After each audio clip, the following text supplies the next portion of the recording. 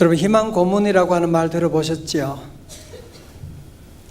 베트남 전쟁 당시에 미군 장교 짐 스탁데일은 8년간 포로 수용소에 있다가 극적으로 살아났는데, 이 사람의 증언에 따르면은 포로 수용소에서 가장 먼저 죽음에 이른 사람들은 놀랍게도 비관론자가 아니라 도리어 지나친 희망론자였다는 사실입니다.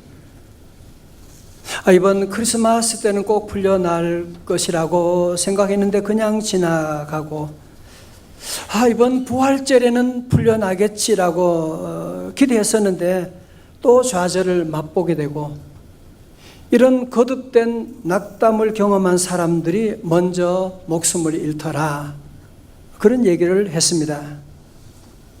그러니까 작은 희망이 남아 있어서 그 희망 때문에 큰 기대를 가지고 갔었는데 희망대로 이루어지지 않고 큰 절망을 맛보게 되니까 이것을 가지고 희망 고문이다, 그런 말을 하는 것입니다. 여러분, 세상 어디를 가도 텔레비전에서는 우리에게 이 물건 사면 행복이 보장된다, 이 차를 사면 행복이 있게 되고, 이 집에 이사하게 되면 늘 우리에게 희망을 약속하는 듯 하지만 막상 가보면, 막상 사보면 별거 아니라고 하는 사실, 우리가 얼마나 매일 경험하는 이야기입니까? 어쩌면 이 세상은 여러 가지 모양으로 우리에게 희망을 약속하고 있지만 도리어 희망 대신에 절망을 매일매일 주는 희망 고문으로 가득한 세상이라고 할 수 있지 않겠습니까? 오늘 성경 본문에 나타난 본문의 현장도 마찬가지였습니다. 이 당시는 때가 유대인의 명절이었습니다. 대부분의 학자들은 이때를 유월절이라고 그렇게 말하고 있어요. 마치 우리나라 광복절과 같은 때였어요. 저들은 애굽에서 430년 동안 노예 생활했었는데 하나님의 은혜로 구원받게 되는 출애굽하는 놀라운 역사를 기념하며 저들이 유월절을 지키고, 전 세계에 흩어져 있던 이 순례자들까지도 그때가 되면 다 본국으로 돌아오게 됩니다. 전국적으로 모든 사람이 함께 즐거워하는 축제가 벌어지게 된 것입니다. 우리나라 사람들은 명절이 되면 다 어디로 갑니까? 고향으로 내려갑니다. 그러나 유대인들은 명절이 되면 어디로 가느냐? 모두가 다 예루살렘으로 올라갑니다. 자, 오늘 특별히 여러분 오늘 본문의 말씀 보시면서, 오늘 본문은 요한복음에 나타난 예수님의 세 번째 기적이다라고 하는 것을 기억하고, 이 세 번째 기적의 현장은 저 북쪽 갈릴리가 아니고 저 남쪽의 유대 지방의 예루살렘이구나 라는 사실을 기억하면서 우리 말씀으로 함께 들어가시겠어요? 자, 1절의 말씀입니다. 요한복음 5장 1절 시작. 그 후에 유대인의 명절이 되어 예수께서 예루살렘에 올라가십니다. 2절에 예루살렘에 있는 양문 곁에 히브리 말로 베데스다라고 하는 못이 있는데 거기 행각 5이고. 아멘. 자, 보세요. 축제는 주로 예루살렘 성전을 중심으로 거기에 명절 지키는 많은 사람들이 거기에 함께 모여 바글바글거리는 축제 분위기였을 것입니다. 그런데 이 한쪽에는 명절 분위기와는 전혀 다른 아주 침통한 분위기 가운데 신음소리가 울려 나오는 그런 곳이 있었는데, 그곳은 바로 양문 곁에 있는 베데스다 연못가였습니다.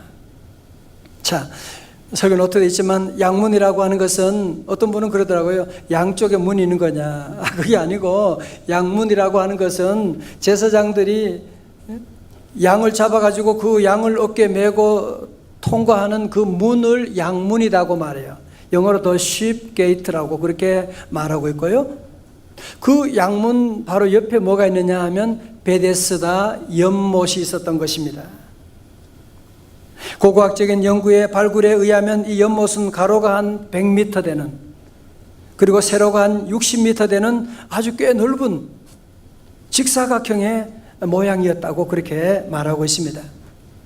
자, 보십시오. 그러니까 때는 지금 뭐라고요? 명절이라. 자, 그리고 이 베데스다.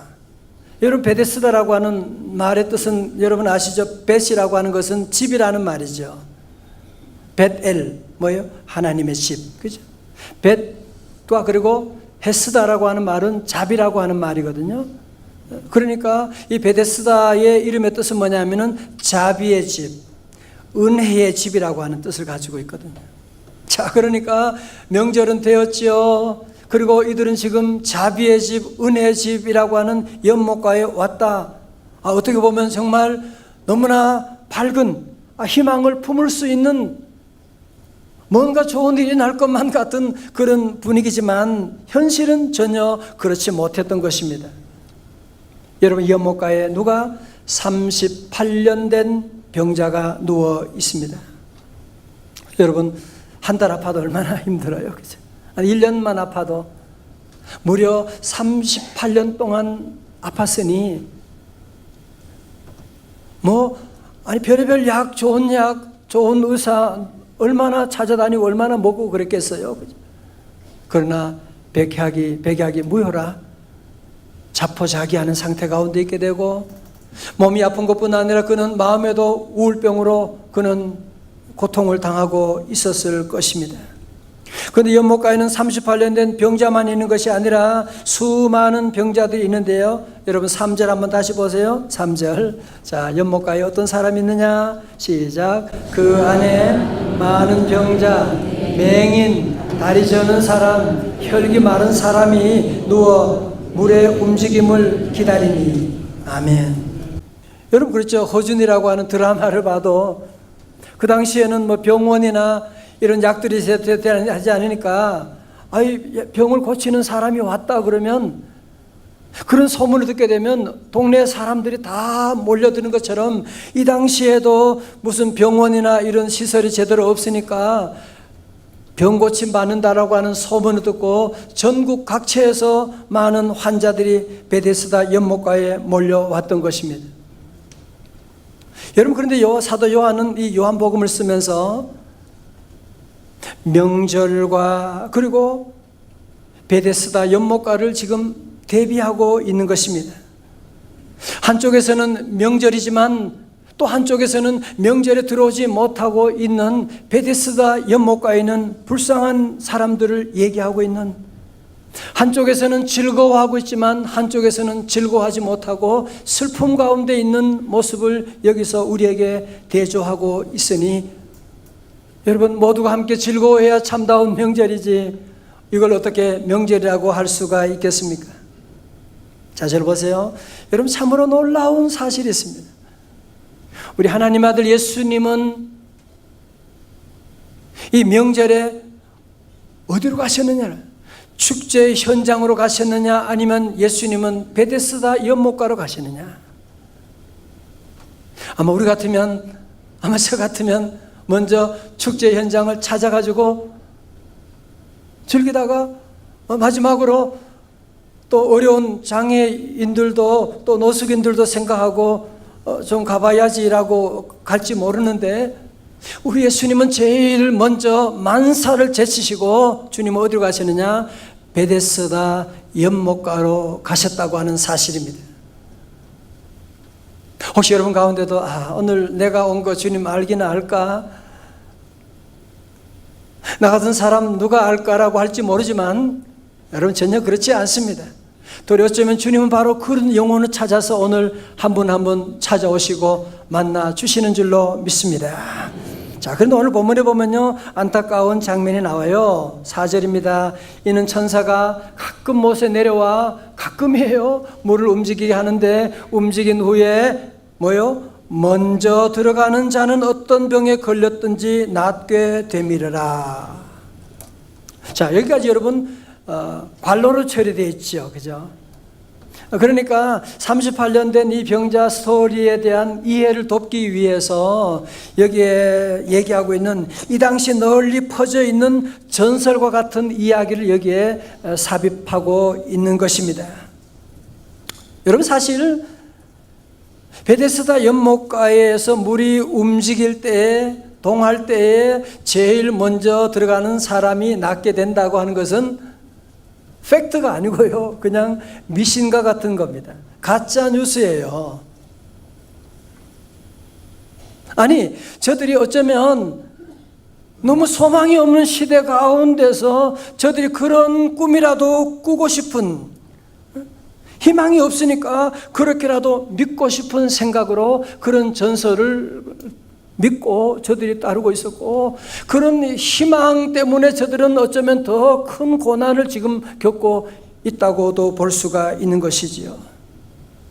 성도 여러분, 우리 시대의 희망 고문이라는 말도 바로 이런 것 아닙니까? 요즘 직장 취업하기가 얼마나 어려운데 정말 몇 년 동안 준비해가지고 겨우 직장에 취업을 했는데, 그래서 내가 거기서 나의 자아를 실현하고 뭔가 할 줄로 생각했는데 막상 가보니까 아니야, 내가 생각했던 그 직장이 아니야. 그러면서 도리어 그 직장을 이직하려고 하는 그런 많은 사람들도 있거든요. 또 사랑해서 이 사람과 결혼하게 되면 참 나는 행복할 것이라고 사랑을 기대하고 결혼했지만 막상 가보니까 그게 아니야. 도리어 사랑 대신에 배신을 당하게 되고 가슴 아프게 되는 그런 시련을 겪는 일도 얼마나 많이 있는지 몰라요. 사업을 시작할 때는 얼마나 큰 기대를 가지고 시작했는데 막상 해보니 이게 장난이 아니네 말이죠. 여러분, 심지어 교회에도 이런 일이 일어날 수가 있겠다라는 생각이 들어요. 많은 성도들이 교회 나올 때는 교회는 자비의 집이다, 베데스다다. 막상 와보니까 교회 안에서 도리어 사람들이 말이 더 많고 사람들로 말미암아 상처받을 때도 있고 교회에서 여러 가지 프로그램에 시험 들 때도 있고, 그래서 오늘날 보면 우리 사회에 믿음은 가지고 있지만 교회를 떠나가는 사람들이 유리방어하는 그런 영혼들이 얼마나 많이 있는지 몰라요. 전 시대 한 목사로서 저도 책임감을 통감하고 너무 가슴 아프게 생각하고 회개하면서 오늘 말씀을 준비하게 되었습니다. 자, 이제 4절의 말씀, 여러분 특별히 주목할 단어가 바로 먼저라고 하는 단어예요. 먼저. 그렇죠? 먼저 들어가는 자, the first one. 어떤 병에 걸렸든지 낫게 되밀러라. 자, 보세요. 먼저라는 말이 무슨 말이에요? 선착순. 알아요? 오직 1등만이 고침받을 수 있다고 하는, 오직 1등만을 기억해 주는 사회. 여러분, 어쩌면 이 베데스다 연못가는 오늘 우리 시대, 우리 세상의 모습과 너무나 흡사하지 않습니까? 너 1등 해야 돼. 항상 앞서가야 돼. 1등 하기 위해서는 어떤 수단과 방법을 가리지 않더라도 1등 해야 된다고 하는, 1등만을 기억하는 그런 사회에 우리가 지금 살고 있지 않습니까? 성도 여러분, 물이 움직일 때에 제일 먼저 들어가는 사람이 낫게 될 것이다. 제일 먼저 들어가는 사람은 몇 명이겠어요? 한 명이죠. 2등도 필요 없어. 그리고 제일 먼저 들어갈 수 있는 사람은 어떤 사람이겠어요? 오늘 여기 맹인이라고 나오는데, 맹인이 물이 동하는지 안 동하는지 어떻게 알고, 보지도 안 보는데 어떻게 거기에 뛰어 들어갈 수가 있겠어요? 심각한 장애인들, 중풍병자들, 정말 치료받아야 될 사람들은 물이 동할 때 제일 먼저 들어갈 수 있나요? 그렇지 못합니다. 어떤 사람이 제일 먼저 갈 수 있겠어요? 아마 무좀에 걸린 사람, 그러거나 아니면 피부병에 걸린 사람, 그런 사람들이, 근육병이 있는 그런 사람들이나 제일 먼저 들어갈 수가 있는 것이지, 정말 치료받아야 될 사람이 들어갈 수가 없는. 성도 여러분, 베데스다가 은혜의 집이라고 하면서, 베데스다는 자비의 집이라고 하면서 여기에 자비가 어디 있어요? 경쟁밖에 없는, 1등만 해야만 기억되는 그런 비참한 현장이었던 것입니다. 오히려 베데스다는 자비가 아니라 경쟁이 지배하는 경쟁 사회였습니다. 성도 여러분, 오늘 우리 현대인들이 왜, 특별히 우리 한국 분들이 사는 동안에 왜 점점 힘들어지느냐? 여러분, 경제적인 요인도 있겠지만 더 큰 이유는 뭐냐면, 지쳐있는 이유는 우리 현대인들, 특별히 도시에 있는 사람들은 매일매일 경쟁하며 살기 때문에 그렇습니다. 우리 아이들은 성적 경쟁을 해야 돼. 100점이 중요한 게 아니라 1등이 중요해. 100점 맞으면 100점 몇 명 받았어. 1등이 중요해. 직장인들은 항상 회사에서 실적 경쟁을 해야 돼. 안 그래도 힘든 세상 살아가는데 매일매일 매 순간마다 우리는 경쟁하며 살기 때문에 오늘 현대인들이 너무나 지쳐있고 피곤하다고 하는 사실입니다. 5절 보세요. 가장 경쟁에 지쳐서 쓰러져 있는 한 사람이 등장합니다. 거기 38해 된 병자가 있더라. 자, 보세요. 마치 텔레비전 중계 카메라가 전체 그 넓은 모습을 다 광경을 비추다가 갑자기 그 카메라가 한 곳으로 초점을 줌인하면서 이제 베데스다 연못을 비추고, 그리고 연못에 있는 사람들을 비추다가 거기에 한 사람, 가장 불쌍한 38년 된 병자를 비추더니만 그 옆에 함께 있는 예수 그리스도, 그분에게 초점을 맞추기 시작했습니다. 성도 여러분, 1절부터 5절까지의 말씀의 내용은 뭐냐? 예수님 안 계신 베데스다. 이제 6절부터 나오는 말씀은 뭐예요? 예수님이 계신 베데스다. 여러분의 모든 삶이 주님과 함께하는, 오늘 찬송처럼 주와 함께하는 우리 삶 다 되시기를 주의 이름으로 축원합니다. 6절 보세요. 예수님이 오셨어요. 예수님이 함께하세요. 6절 시작. 예수께서 그 누운 것을 보시고 병이 오래된 줄 아시고 이르시되 네가 낫고자 하느냐. 아멘. 주님은 다 아세요. 주님은 다 보시고 주님은 다 아시고 오늘 주님은 그에게 물어봅니다. 네가 낫고자 하느냐. 여러분, 어떻게 보면 이 질문은 너무 뻔한 질문 아닙니까? 환자에게 네가 낫고자 하느냐? 여러분, 사실은 그렇지 않습니다. 여러분, 벌써 이 환자는 얼마요? 38년. 아무리 의지가 강한 사람이라고 할지라도 3년도 아니고 10년도 아니라 38년이 됐으니까 어떻게 되겠어요? 몸도 망가졌지만 그 마음도 다 무너져 있는, 그에게는 낙심과 절망만 자리 잡고 있는, 이제는 더 이상 소망이 없는 것입니다.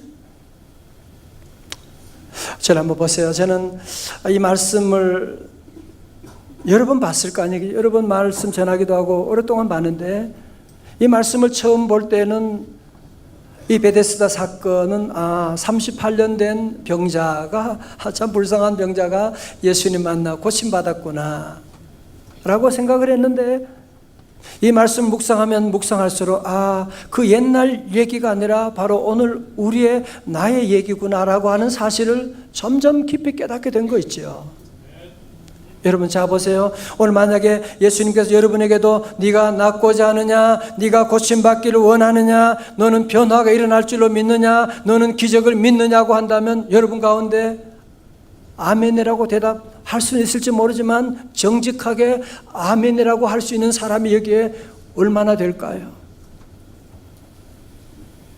성도 여러분, 우리 안에는 지난 5년, 10년, 20년, 30년, 40년 동안 거듭된 실패로 말미암아, 거듭된 배신으로 말미암아 우리 안에 부정적인 사고가 세팅이 되어 있어가지고 얼마나 많은 사람들이 내 삶에 대한 변화를 기대하지 않고 포기하고 살아가는지 모릅니다.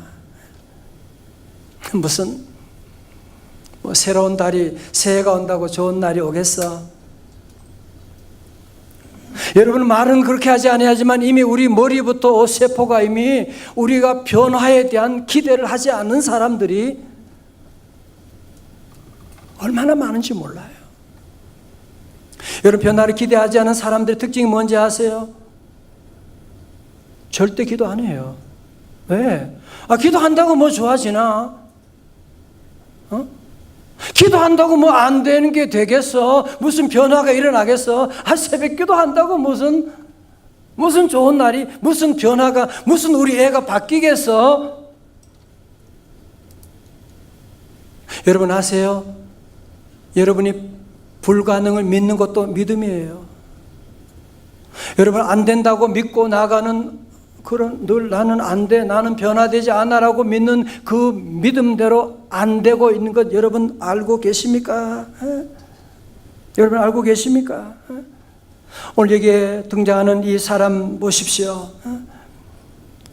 이 사람은 오늘 여기 말씀 가운데서 너무나 오랜 동안 고통을 당하고 있지만 다시 그는 새롭게 기도하고 나가고, 여러분, 그래서 우리 성도들은 믿음을 여러분이 다시 회복해야만 합니다.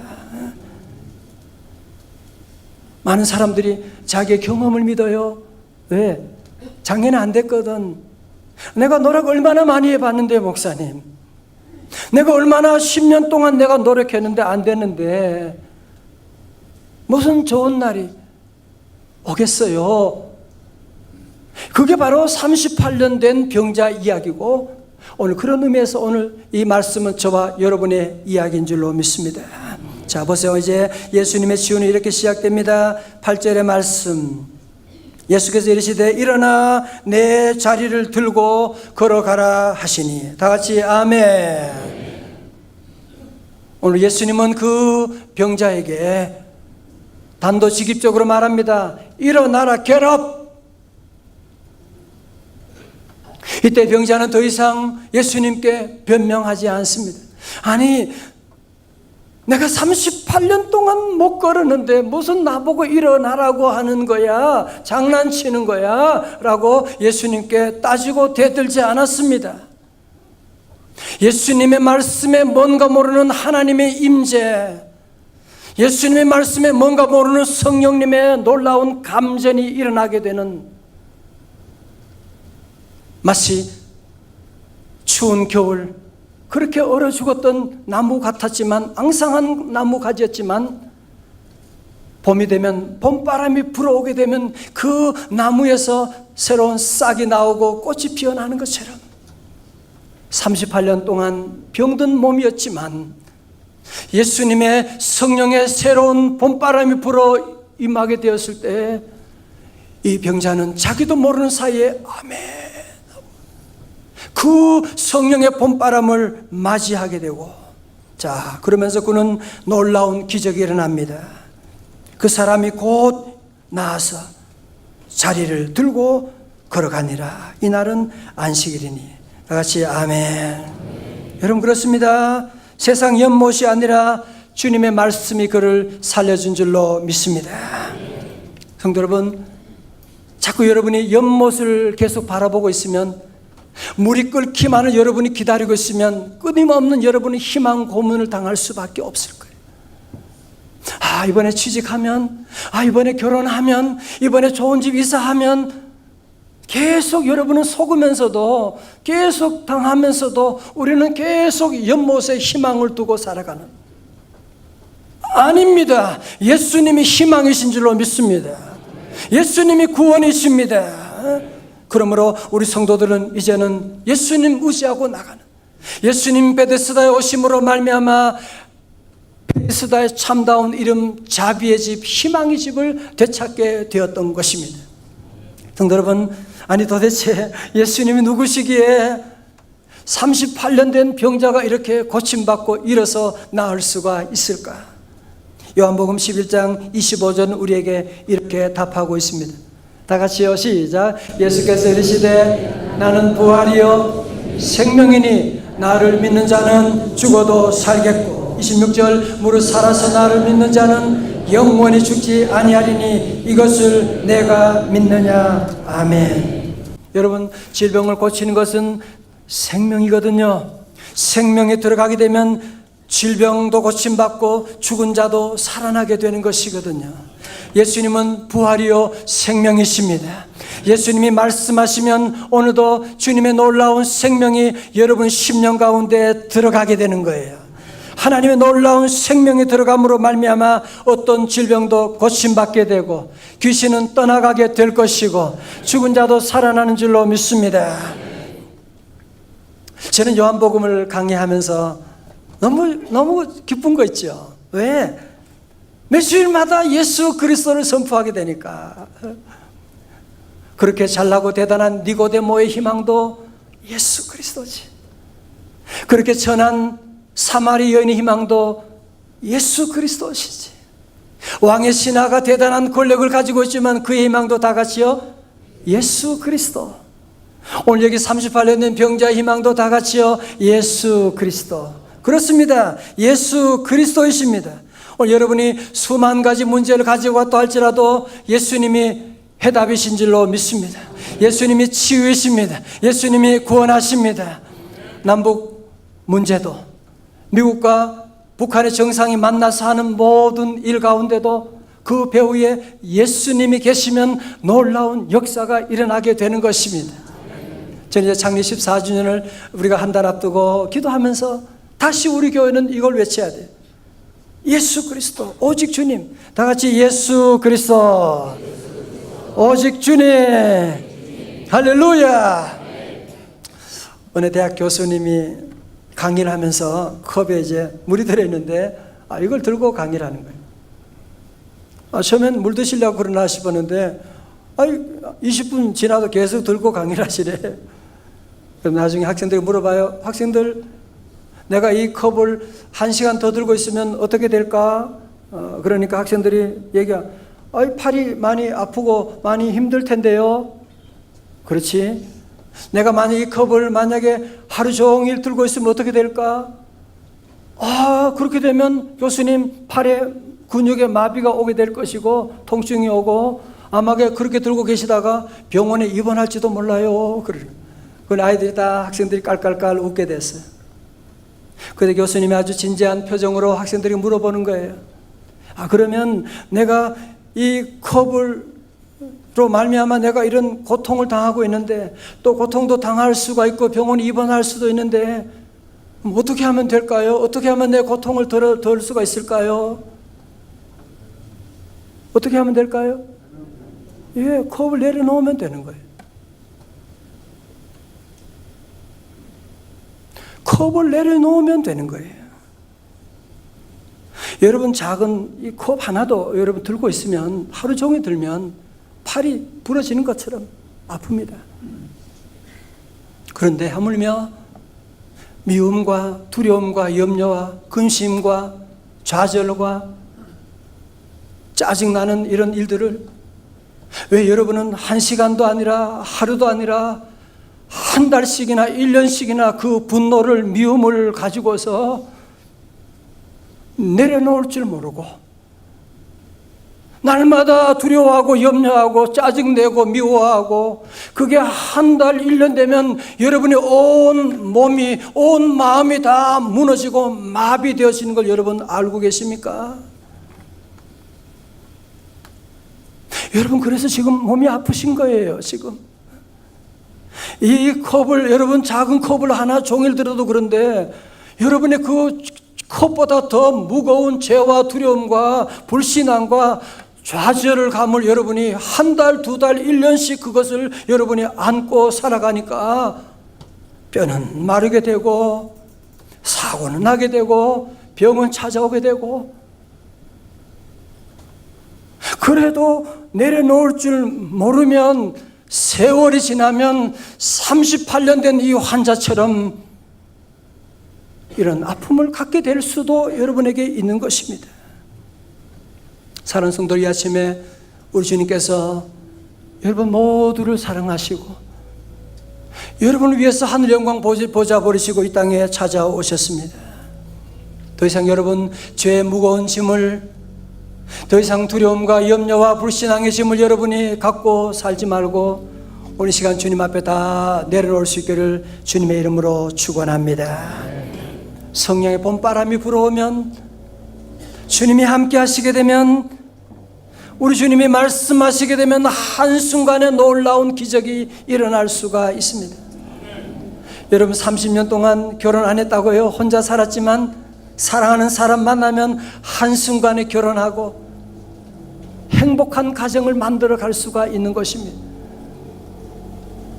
그렇습니다. 무슨 일이든지 하나님이 함께 하시게 되면, 여러분 가정에 38년 동안 꼬여있던 문제라고 할지라도 자꾸 옛날 얘기하지 말아요. 예수님 얘기할 수 있기를 주의 이름으로 축원합니다. 이 아침에 우리 주님께서 여러분 모두를 사랑하십니다. 여러분 결단하셔야만 합니다. 여러분 지금까지 과거의 경험을 통해서 학습된 절대 불가능의 경험을 믿으시겠습니까? 아니면 하나님의 아들 예수님을 믿으시겠습니까? 정말 예수님 믿으신다면 우리 예수님께 여러분의 모든 한숨도 다 내려놓고 다 같이 아멘. 여러분 모든 원망과 두려움과 모든 죄짐을 다 주님 앞에 내려놓으십시오. 예수님을 믿으면 내 믿음대로 기적이 일어나게 되는 것입니다. 그렇습니다. 오늘 이 시간 모두가 함께 38년 된 자꾸 옛날 얘기 그러지 말아요. 여러분 안에 나는 안 될 것이다, 나는 끝장났다, 목사님 내가 얼마나 노력해 봤는데 내가 한두 해 노력해 본 게 아니에요. 더 이상 그런 말 하지 말아요. 우리 주님이 함께 하시면 한순간에 놀라운 기적이 일어나게 됩니다. 제가 그 증인이고요, 여러분이 그 증인 되는 것이고, 오늘 시간 함께 우리 찬송할 때도 주님이 함께 하시면 나는 고침받을 수가 있습니다.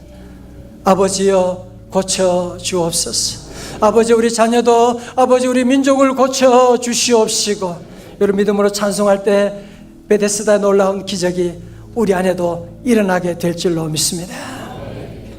이렇게 찬양합니다. 아버지여 고쳐 주소서.